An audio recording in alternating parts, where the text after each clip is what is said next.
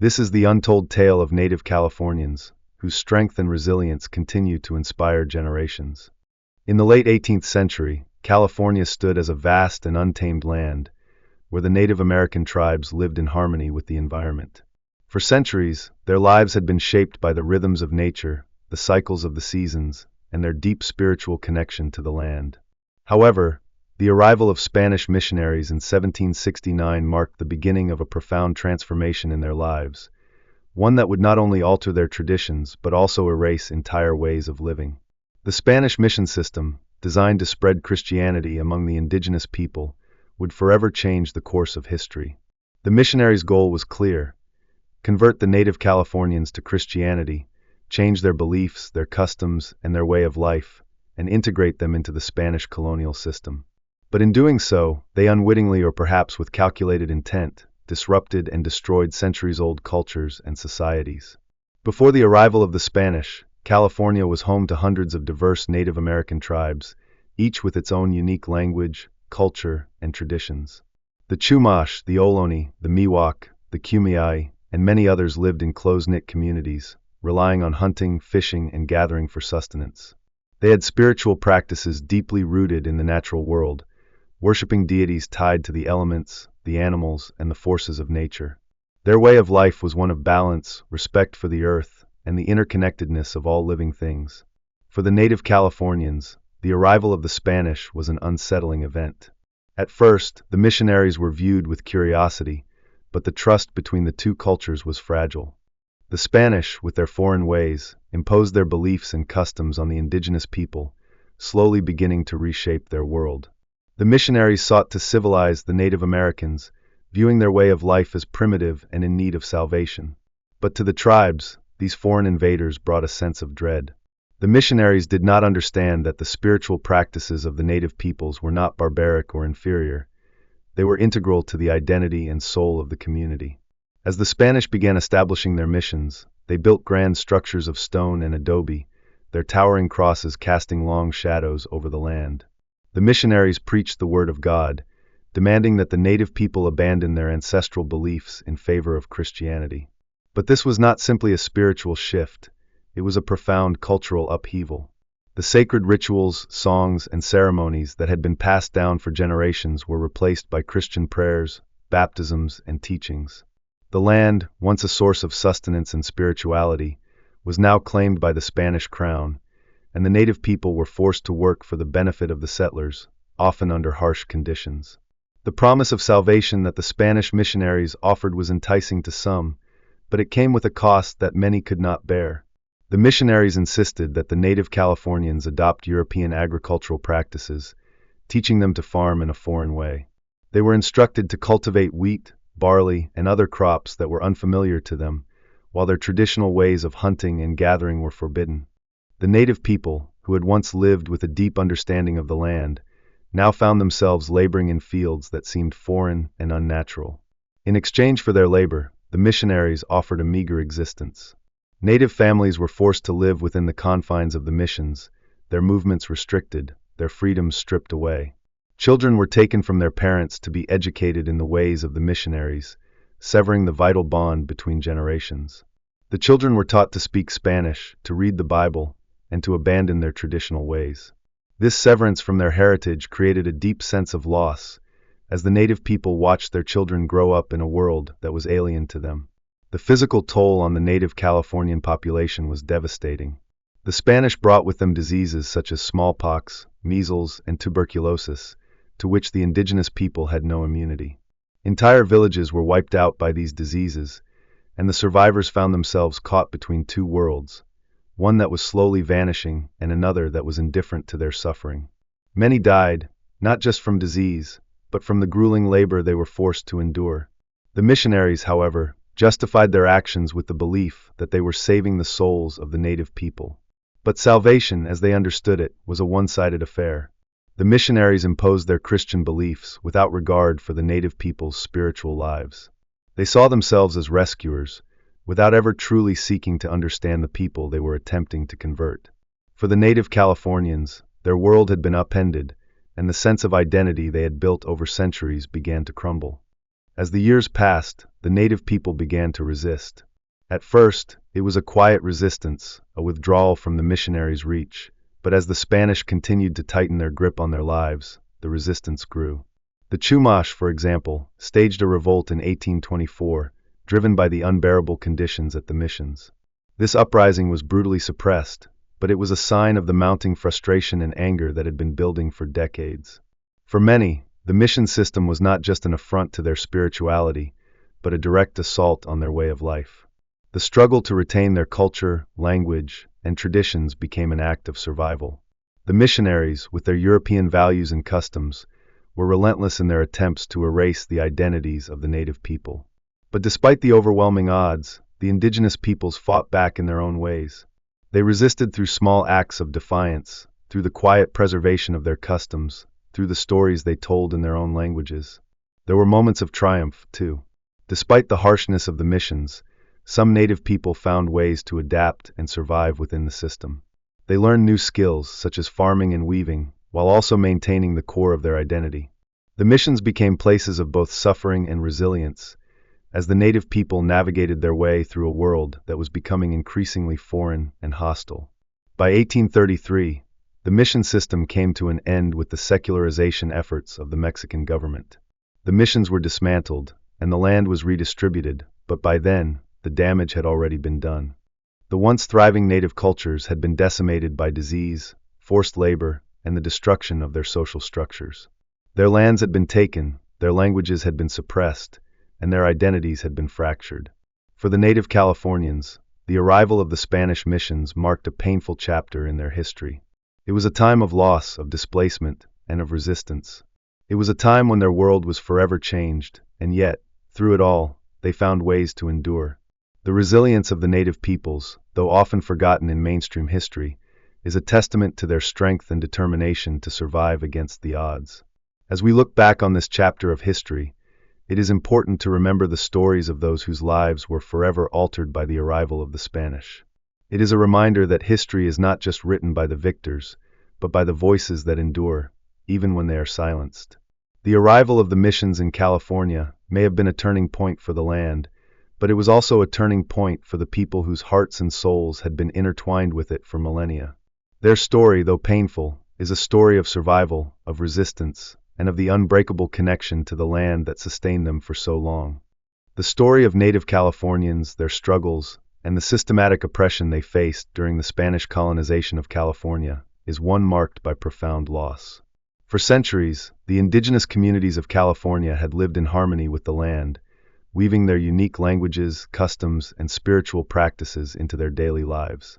However, as Spanish missionaries arrived, bringing with them an insidious form of cultural suppression and forced labor, this deep connection to their heritage was violently disrupted. The legacy of this oppression has left scars that continue to affect native Californians today. At the heart of this tragedy lies the establishment of the California missions, where indigenous people were not just converted to Christianity, but also subjected to grueling labor and stripped of their cultural identities. Forced to abandon their ancestral ways of life, they were coerced into working the land, constructing buildings, and participating in agricultural activities under brutal conditions. The missions, intended to spread Christianity, became tools of colonization, reducing complex and diverse cultures into mere objects of assimilation. In 1769, the Spanish government began establishing missions along the California coast, aiming to convert native Californians to Christianity and to solidify Spanish control over the territory. At first, the missionaries presented their mission as an opportunity for native people to be saved and become part of the new Spanish society. They promised them food, shelter, and protection in exchange for converting to Christianity and adopting European ways of life. For many indigenous people, who lived in communities closely connected to their land, these promises seemed like an opportunity for peace and prosperity. However, the reality of life in the missions quickly turned grim. The missionaries imposed European norms and values on the native Californians, pushing them to abandon their own spiritual beliefs, languages, and ways of life. Instead of being welcomed with respect, native people were forced to accept a foreign religion, often at the cost of their own identities. Their sacred ceremonies were suppressed, and their languages were discouraged, replaced by Spanish. This cultural erasure was systematic and intentional, aiming to transform the indigenous people into obedient subjects of the Spanish Empire. One of the most egregious aspects of the mission system was the forced labor that native people were subjected to. The missions were not just religious centers, they were agricultural and industrial enterprises. The missionaries needed the labor of the indigenous people to maintain these operations. Native Californians were forced to work the fields, grow crops, build structures, and take care of the livestock, often for long hours and with little to no compensation. The work was grueling and often dangerous. Native workers were subject to harsh punishments for minor infractions, including flogging and confinement. The conditions were similar to slavery, as the indigenous people had no choice in the matter, and their labor was exploited for the benefit of the Spanish colonizers. What was once a vibrant, self-sustaining culture was now reduced to mere cogs in a colonial machine. Not only did the forced labor dehumanize native Californians, but it also decimated their health. Many of them had never been exposed to the diseases brought by the Europeans, and the crowded conditions in the missions, coupled with the intense labor demands, led to devastating outbreaks of smallpox, tuberculosis, and other illnesses. Whole communities were wiped out, and the death toll among native Californians was staggering. The imposition of Christianity, the forced labor, and the suppression of native languages were not just physical forms of oppression, but also psychological ones. The missionaries did not merely convert people, they sought to erase the very core of indigenous identity. For native Californians, their spirituality was deeply tied to the land, the seasons, and their ancestors. To be forced to abandon these practices, to be told that their gods were false, and that their ways of life were inferior, created a deep sense of shame and dislocation. The missionaries' teachings did not only aim to change what indigenous people believed, but how they saw themselves. Their culture, which had evolved over thousands of years, was portrayed as primitive and unworthy. The loss of language was perhaps one of the most significant blows. Language is not just a means of communication, it is a vessel of culture and tradition. The forced abandonment of native languages and the imposition of Spanish cut off many native Californians from their own histories and stories, from their families, and from their deep spiritual connections to the land. This cultural dislocation was compounded by the trauma of forced labor. The physical toll that the work took on the bodies of native people was immeasurable, but the emotional and psychological toll was just as devastating. To be reduced to a mere tool of labor, to lose one's connection to one's ancestors, and to be told that one's identity was inferior, created a deep sense of grief. This grief is passed down through generations, echoing in the lives of native Californians today. Despite the harsh conditions and the seemingly overwhelming forces of colonization, the native Californians did not submit without resistance. While many were forced into silence and compliance, others found ways to resist, even if only in small acts of defiance. Some escaped from the missions and attempted to return to their ancestral lands, though this was often met with harsh retribution. Others practiced their traditional ceremonies in secret, hiding their true identities in the face of colonial pressure. Perhaps the most powerful form of resistance, however, was the resilience of the native Californian people themselves.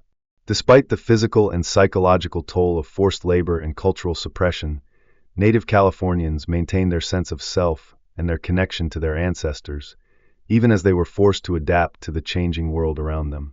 Their survival and the survival of their cultures speak to an enduring strength that cannot be easily extinguished. The resistance of native Californians is not just a story of rebellion, but also one of survival. In the face of overwhelming odds, they adapted, fought, and in some cases thrived. Even as their lands were taken from them, even as their families were torn apart, the spirit of native Californians endured. The legacy of the Spanish missions is not one that can be easily forgotten. The forced labor and cultural suppression that native Californians faced has left deep scars that continue to affect their communities today. Many native Californians still feel the trauma of their ancestors' experiences, as the wounds of colonization have not healed. The loss of language, tradition, and cultural identity is a wound that continues to be felt, though there have been efforts to revive and preserve native languages and traditions. In recent years, there has been growing recognition of the harm caused by the mission system and a renewed effort to honor the history and contributions of native Californians. Efforts are being made to return land to native communities, and there is growing awareness about the importance of preserving indigenous cultures. However, much work remains to be done, as the lasting impact of forced labor and cultural suppression cannot be undone with the stroke of a pen or the passing of time. The story of Native Californians is not just one of tragedy, but also one of resilience. It is a story of people who, despite being subjected to immense cruelty and oppression, never gave up their sense of who they were. It is a story of survival and of a culture that continues to endure, even in the face of adversity. The forced labor and cultural suppression faced by Native Californians in the missions are a tragic chapter in the history of the United States. These acts of violence were not just physical but psychological, erasing entire ways of life and languages. However, through their resilience and determination, Native Californians have shown that even the deepest wounds can heal over time, though the scars may never fully fade. The legacy of their struggle is a testament to the strength of their culture and spirit.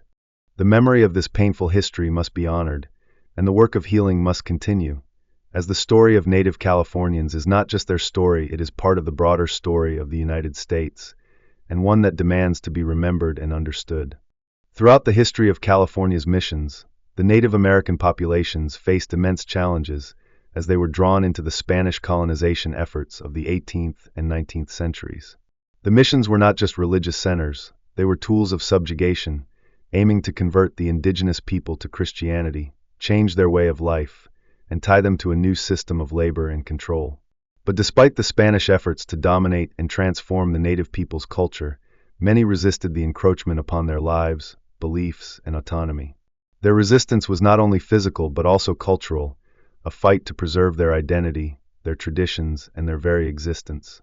The Kumeyaay attack on Mission San Diego in 1775 and the Chumash Revolt of 1824 are two of the most significant examples of these uprisings.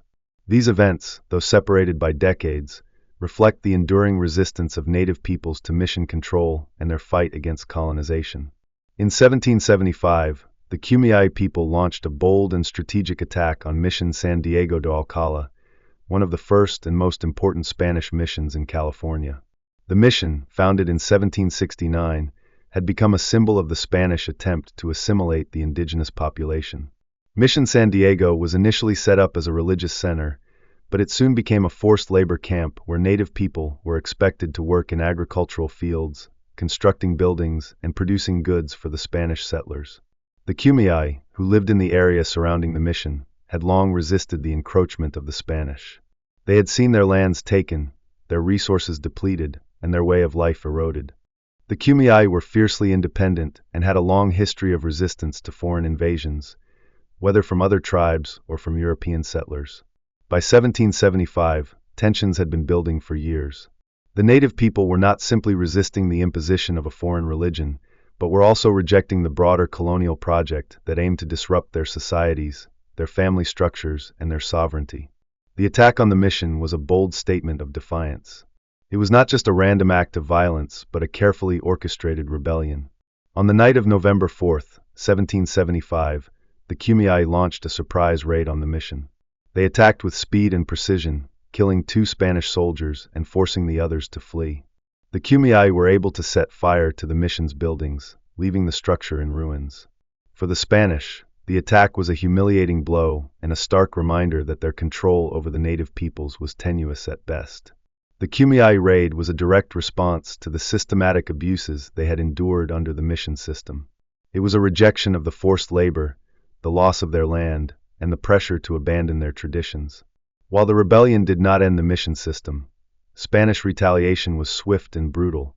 It marked an important moment in the history of indigenous resistance.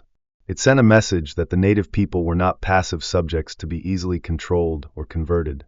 They would fight to protect their land, their culture, and their freedom. Nearly 50 years after the Kumeyaay's attack on Mission San Diego, the Chumash people, located further north along the coast of California, rose up in revolt against the mission system. In 1824, the Chumash launched a violent insurrection against Mission Santa Ynez, one of the missions established by the Spanish. The Chumash had been subjected to the same harsh conditions as other indigenous groups in California, but their revolt was unique in the way it reflected the growing discontent with the mission system and the broader Spanish and later Mexican colonial policies. By 1824, the mission system in California was beginning to deteriorate. The Mexican War of Independence in 1821 had resulted in the secularization of the missions. The Mexican government, which took control of California after Spain's withdrawal, sought to reduce the power of the missions and redistribute their land. But the Chumash and other native groups had already endured years of exploitation and mistreatment. Their resistance to mission control was not only an expression of anger at the violence they had suffered, but also a reaction to the increasing uncertainty about their future under Mexican rule. The Chumash Revolt of 1824 began with an uprising at Mission San Ynez, but it quickly spread to other nearby missions. The Chumash attacked the missionaries and the Spanish soldiers stationed at the missions, killing several people and burning mission buildings. The Chumash had long been disillusioned with the mission system, but the final spark for the rebellion came when the Chumash were forced to give up their land and resources to make way for the expansion of the Mexican settlers who were now moving into the area. These settlers, like the Spanish before them, sought to control the land and the labor of the native peoples. They imposed new systems of taxation, land allotment, and forced labor that further marginalized the Chumash people. The Revolt of 1824 was another critical moment in the history of native resistance to European colonization. The Chumash were fighting not only against the mission system, but also against the broader colonial structures that sought to reshape their world. The rebellion reflected a deep frustration with the failure of both Spanish and Mexican authorities to respect the autonomy and rights of the indigenous peoples of California. Although the revolt was eventually crushed, it demonstrated the continuing power of native resistance in the face of colonization. Both the Kumeyaay and Chumash uprisings were important moments in the long and painful history of native resistance to European colonization. These revolts were not isolated incidents, but part of a broader pattern of resistance that spanned centuries. The native peoples of California, like indigenous groups across the Americas, fought to preserve their lands, their cultures, and their identities in the face of overwhelming odds. The mission system was a tool of colonization designed to erase the cultural and spiritual practices of the native peoples. It was a systematic effort to force Native Americans into a mold that served Spanish and later Mexican interests. But the resistance of the Kumeyaay, the Chumash, and other groups throughout California shows that these efforts were not without opposition. Native resistance was not always successful in a military sense, but it was successful in preserving cultural identity and creating a legacy of defiance. The stories of these uprisings also serve as a reminder of the resilience and strength of indigenous peoples. Despite the many atrocities committed against them, they did not simply submit. Instead, they fought, sometimes with arms, sometimes with cultural persistence, to maintain their way of life. The Kumeyaay and Chumash uprisings were not just acts of violence. They were acts of survival, of reclaiming dignity, and of rejecting the dehumanizing forces of colonization. Today, the descendants of the Kumeyaay, Chumash, and other California tribes continue to fight for their land, their rights, and their recognition. The struggle against colonialism did not end with the mission system. It continues in the form of legal battles for land restitution, the revival of indigenous languages, and the reclaiming of cultural practices. These acts of resistance from the past are still echoed in the movements of today, as native peoples continue to assert their right to live on their terms, with dignity and respect. In the end, the Kumeyaay attack on Mission San Diego and the Chumash Revolt of 1824 stand as powerful symbols of resistance. They remind us that the story of colonization is not a story of inevitable conquest, but one of struggle, defiance, and survival. The native peoples of California fought for their land, their culture, and their future, and their fight continues to inspire generations of indigenous people and allies around the world. For centuries, the native Californian tribes thrived on the land, a vast and diverse territory stretching from the fog-kissed coastlines to the rugged mountain ranges. Their cultures were deeply tied to the environment, a spiritual connection that was passed down from generation to generation. These communities were not only survivors of the land, but also masters of their traditions, language, and ways of life. But, in the blink of an eye, everything changed. The arrival of European settlers, and later the Spanish, tore into the fabric of their existence, creating a collision of worlds that native Californians could not have foreseen. The missions, the forced assimilation, the violence, and the diseases ravaged their societies. Yet, even in the face of seemingly insurmountable odds, they endured. They found ways to preserve their traditions, to escape when necessary, and adapt to the new realities that threatened their very existence, while never fully abandoning the core of their identity. In the late 18th century, Spanish missionaries established a network of 21 missions throughout California. They saw themselves as civilizing agents, bringing Christianity to the heathen tribes. But for the native people, these missions represented a brutal and coercive system that sought to erase their cultures. As they were forcibly relocated to the missions, the native Californians were stripped of their autonomy. They were told what to wear, what to believe, and how to live. The spiritual practices that had been central to their existence were replaced by the doctrines of Catholicism, and their languages were ignored in favor of Spanish. The new environment was suffocating, devoid of the songs, dances, and rituals that had once connected the people to their ancestors and to the earth. But the native Californians were not powerless. Even under this severe oppression, they found ways to resist. While many were forced into the Christian faith, they adapted the teachings of Catholicism into their own traditions.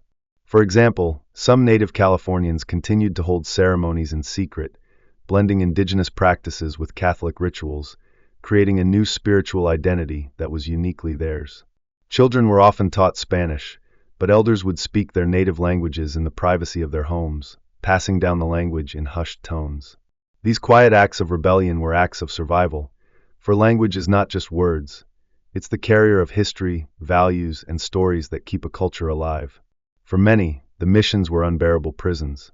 The brutality of the Spanish and later the Mexican soldiers, the diseases, and the constant separation from family members drove many native Californians to escape. These acts of resistance were dangerous, but necessary to preserve their sense of self. The history books are filled with stories of native Californians who fled the missions, some escaping into the mountains, others retreating to the forests or deserts. They were pursued, hunted, and often captured, but their will to return to their traditional ways was unbreakable. Escape was not just a physical act, it was a spiritual reclaiming of their identity. Take the case of the Chumash people, whose homelands stretched along the southern coast. After decades of forced labor and cultural assimilation, many of the Chumash fled the missions and returned to the mountains and coastline, where they could live according to their own ways. Despite constant threats from Spanish soldiers and disease, they fought fiercely to reclaim their land, their freedom, and their cultural practices. Similarly, the Yurok, Hupa, and Karuk peoples of Northern California resisted in their own ways. They became expert survivors, relying on their deep knowledge of the land and its resources. Their ability to live off the land, hunt, gather, and fish gave them a sense of independence that the Spanish could not strip away. Their resistance was not always violent. It was often quiet, but it was no less powerful. In this environment of constant struggle, survival was itself an act of resistance. As oppressive as the missions were, the will of native Californians to maintain their identities became their greatest weapon. As the years passed, the landscape changed again. California's indigenous people were not only faced with Spanish and later Mexican oppression, but also the relentless encroachment of American settlers. The gold rush of 1848 brought thousands of miners and settlers to California, decimating the indigenous population further. The land, once their sanctuary, became a battleground. Yet, even as they were pushed farther and farther from their ancestral lands, native Californians continued to adapt. While some were forced to move onto reservations, others formed alliances with non-native groups. Some joined the ranks of the U.S. Army to gain a degree of protection for their people, navigating a world that was no longer theirs. They didn't just survive the gold rush, they transformed it into a means to adapt and survive within the changing world. For example, the Miwok people, whose territory covered much of Central California, had once relied on their traditional knowledge of the land. With the arrival of settlers, they learned how to navigate the new socio-economic structures, finding ways to work within the new systems while continuing to preserve their cultural practices. They adapted their craftwork, turning traditional items like baskets and tools into commodities that could be traded with settlers, which helped them survive economically while retaining a semblance of their old ways. Similarly, many native Californian communities began to blend their agricultural knowledge with that of European settlers, contributing to the growth of California's economy. While the settlers sought gold and wealth, native Californians found ways to work the land in ways that both honored their traditions and allowed them to live within the new structures that had been imposed upon them. One of the most powerful tools for survival in the face of oppression was storytelling. Native Californians, like so many indigenous peoples, understood the importance of oral traditions. Even when their lands were stolen, their families torn apart, and their rights stripped away, they held on to the stories. These stories, passed down through generations, were more than just entertainment. They were a means of survival. Through storytelling, Native Californians could keep their histories alive, tell the stories of their ancestors, and pass on knowledge that could be used for survival. These stories were not just about the past, they were living narratives, adaptable to the present and future. They told of the ways the people had resisted oppression before, and how they could continue to do so. Moreover, the art of Native Californians evolved as a means of cultural expression and survival.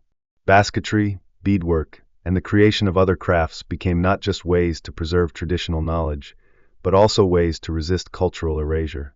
As these items were traded or sold, they became symbols of resilience, representing the survival of indigenous creativity and traditions in the face of colonization. Though their way of life was forever altered, Native Californians were not destroyed. They found ways to survive, adapt, and thrive. Today, their descendants carry on the legacy of their ancestors, proudly preserving their languages, ceremonies, and cultural practices. Modern Native Californians, often living in the same regions their ancestors once did, are reclaiming their identity, educating others, and working toward cultural revitalization. In the midst of all the destruction, the story of Native Californian survival is a testament to human strength, ingenuity, and perseverance. It is a story not just of resistance, but of the deep wellspring of cultural resilience that refuses to be extinguished. Their traditions, although shaken by centuries of oppression, have never disappeared. The Native Californians did not simply survive the waves of colonization. They adapted, they resisted, and most importantly, they preserved the heart of who they were. Through the survival strategies of escape, resistance, adaptation, and cultural preservation, they ensured that their identity would not be lost to history. Their story is one of triumph against unimaginable odds, a testament to the enduring power of cultural heritage. This narrative is one of strength, survival, and unwavering identity, proof that no matter how much history tries to erase them, the spirit of Native Californians can never be extinguished. Their survival is not just a past reality, it is a living testament to the resilience of a people and the enduring power of their traditions. The long-term impact of the Mission era on Native Californian populations is a haunting chapter in the history of the state. For generations, the indigenous peoples of California have had to endure a deep, unrelenting trauma that started with the establishment of Spanish missions in the 18th century and continues to echo in their lives today. What began as a violent disruption of their societies, cultures, and ways of life has left a legacy that has shaped the lives of their descendants for centuries. In the 1700s, Spanish missionaries and settlers, guided by colonial ambitions, established a system of missions along the coast of California. Their purpose was to convert Native Americans to Christianity, but the true motivations ran much deeper. These missions were part of a broader strategy to control and subjugate the indigenous peoples, forcing them into a European-style way of life that was alien to their traditions, beliefs, and social structures. At the time, the mission system was seen by the colonizers as a tool to civilize and transform what they viewed as a wild and primitive people. However, this so-called civilizing mission was nothing less than a calculated act of cultural erasure. Thousands of Native Californians were forcibly removed from their ancestral lands, herded into mission compounds, and stripped of their identities.